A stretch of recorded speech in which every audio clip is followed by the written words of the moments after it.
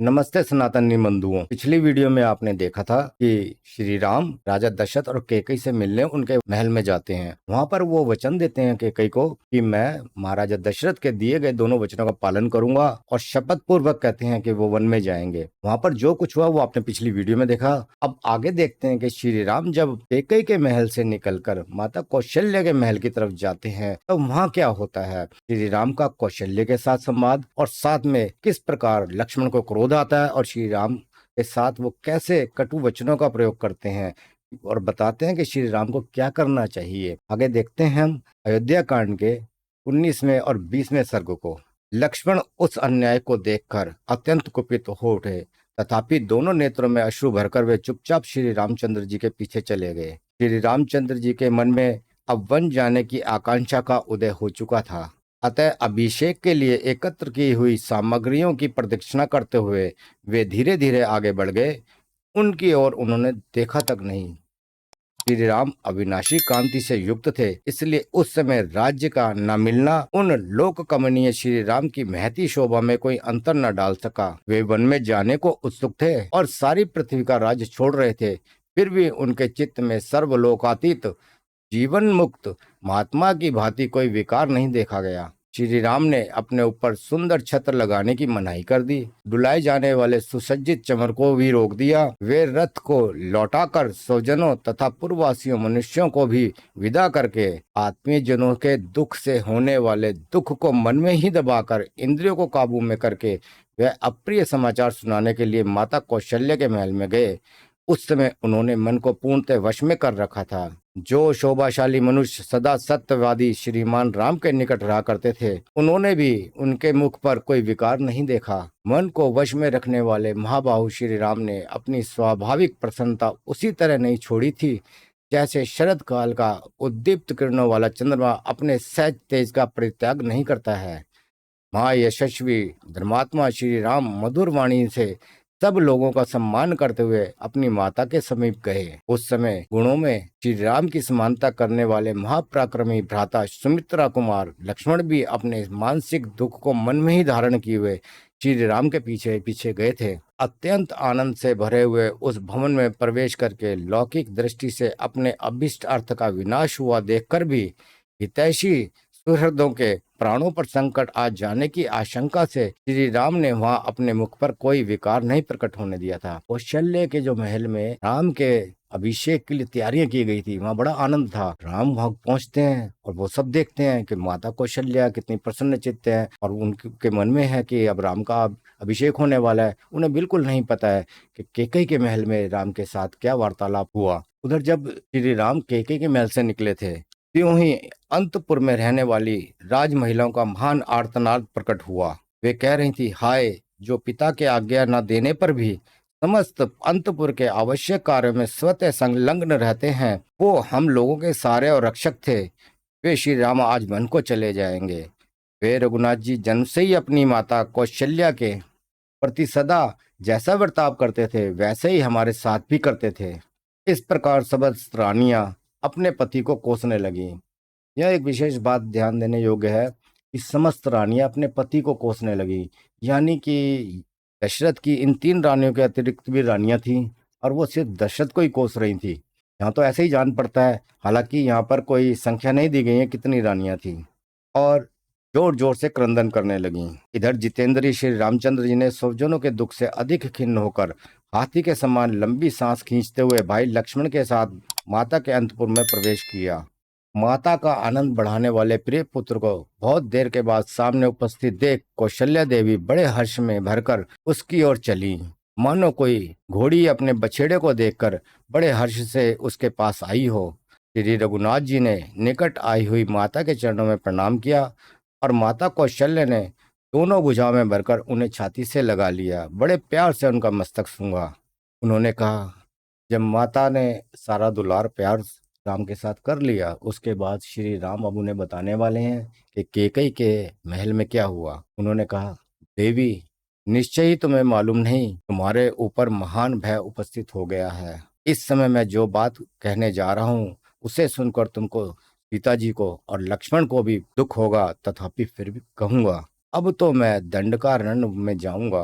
अतः ऐसे बहुमूल्य आसन की मुझे क्या आवश्यकता है। अब मेरे लिए यह कुश की चटाई पर बैठने का समय आ गया है। मैं राजभोग्य वस्तु का त्याग करके मुनि की भांति कंद मूल और फलों से जीवन निर्वाह करता हुआ 14 वर्षों तक निर्जन वन में निवास करूंगा। महाराज युवराज का पद भरत को दे रहे हैं और मुझे तपस्वी बनाकर दंडकारण्य में भेज रहे हैं। अतः 14 वर्षों तक निर्जन वन में रहूंगा और जंगल में सुलभ होने वाले वलकल आदि को धारण करके फल फूल के आहार से ही जीवन निर्वाह करता रहूंगा। अब केकई तो वचन दे चुके हैं राम। कौशल्या पर यह सब सुनकर क्या असर पड़ता है। यह प्रिय बात सुनकर वन में फरसे से काटी हुई शाल वृक्ष की शाखा के समान कौशल्या देवी सहसा पृथ्वी पर गिर पड़ी, मानो स्वर्ग से कोई देवांगना भूतल पर आ गिरी हो। कौशल्या तरह तरह से बताती है कि उन पर किस तरह का दुख आ गया है। अगर वो बांझ भी होती तब भी इतना दुख ना होता जितना बड़ा दुख आज आ गया है। उन्होंने बहुत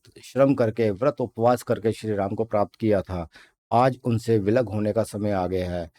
तो वो क्या कहती हैं, बेटा राम, पति के प्रभुत्व काल में एक ज्येष्ठ पत्नी को जो कल्याण या सुख प्राप्त होना चाहिए वह मुझे पहले कभी नहीं देखने को मिला। सोचती थी पुत्र के राज में सब सुख देख लूंगी और इसी आशा से मैं अब तक जीती थी।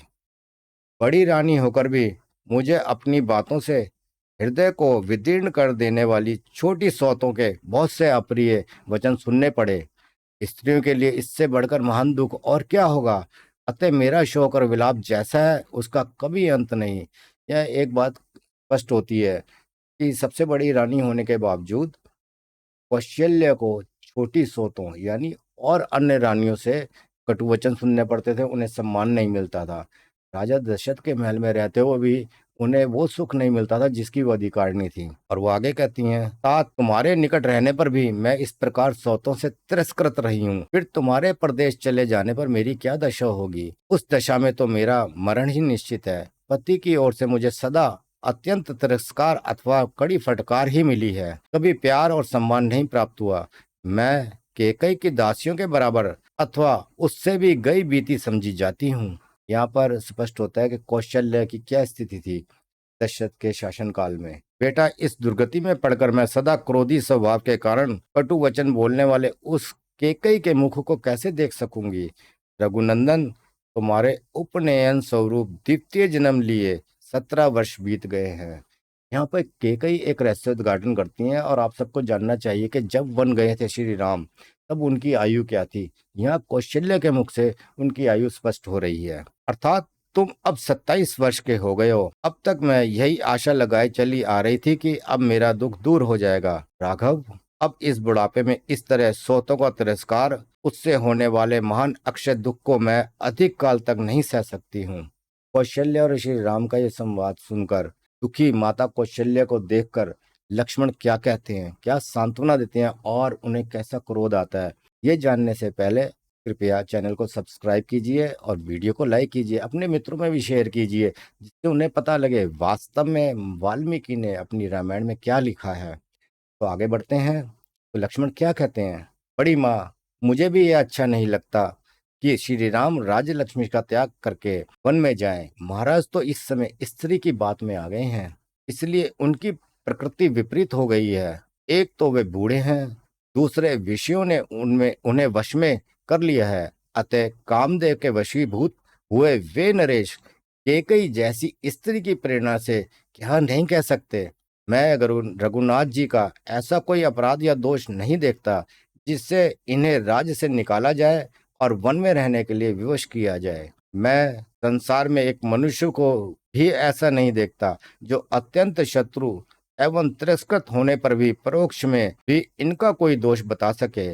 धर्म पर दृष्टि रखने वाला कौन ऐसा राजा होगा जो देवता के समान शुद्ध सरल जितेंद्रिय और शत्रुओं पर भी स्नेह रखने वाला पुत्र का अकारण परित्याग करेगा। जो पुनः बाल भाव को प्राप्त हो गए हैं, ऐसे राजा के इस वचन को राजनीति का ध्यान रखने वाला कौन पुत्र अपने हृदय में स्थान देगा।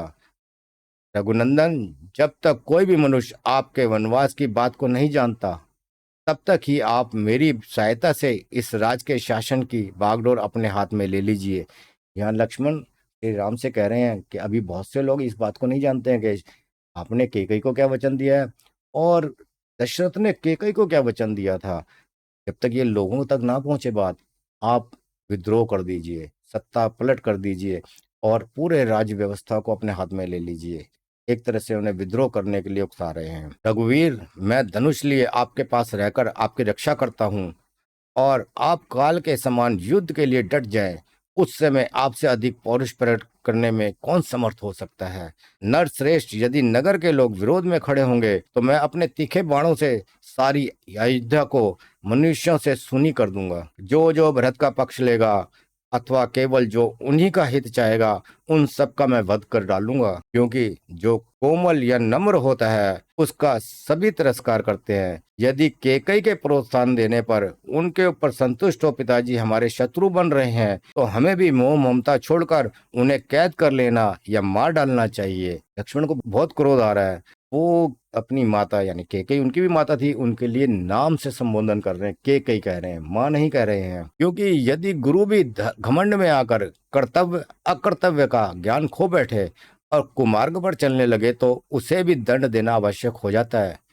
पुरुषोत्तम, राजा किस बल का सहारा लेकर अथवा किस कारण को सामने रखकर आपको न्यायत हुआ प्राप्त हुआ यह राज्य आप कैकेयी को देना चाहते हैं। चतुर्दमन श्री राम, आपके और मेरे साथ भारी वैर बांधकर इनकी क्या शक्ति है कि यह राज्य लक्ष्मी से भरत को दे दें। यानी दशरथ के विरुद्ध भी श्री राम को भड़का रहे हैं और बता रहे हैं कि हम दोनों के रहते किसी की मजाल नहीं, किसी की क्षमता नहीं है कि ऐसा हो पाए। देवी यानी वो कौशल्य से कह रहे हैं, मैं सत्य, धनुष, दान और यज्ञ आदि की शपथ खाकर तुमसे सच्ची बात कहता हूँ कि मेरा अपने पूज्य भ्राता श्री राम में हार्दिक अनुराग है।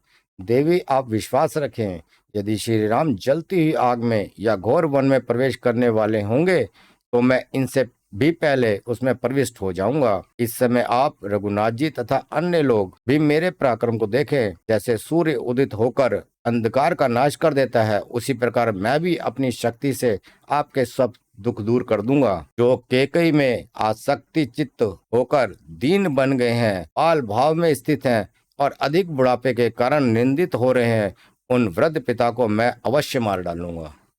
यहाँ पर लक्ष्मण दशरथ की हत्या तक की बात कह देते हैं। मां मनस्वी लक्ष्मण के ये ओजस्वी वचन सुनकर शोक मग्न कौशल्या श्री राम से रोती हुई बोली, बेटा, तुमने अपने भाई लक्ष्मण की कही हुई सारी बातें सुन ली। यदि जचे तो अब इनके बाद तुम जो कुछ उचित समझो करो। मेरी सौत की कही हुई अधर्म युक्त बात सुनकर मुझे शोक से संतप्त हुई माता को छोड़कर तुम्हें यहाँ से नहीं जाना चाहिए।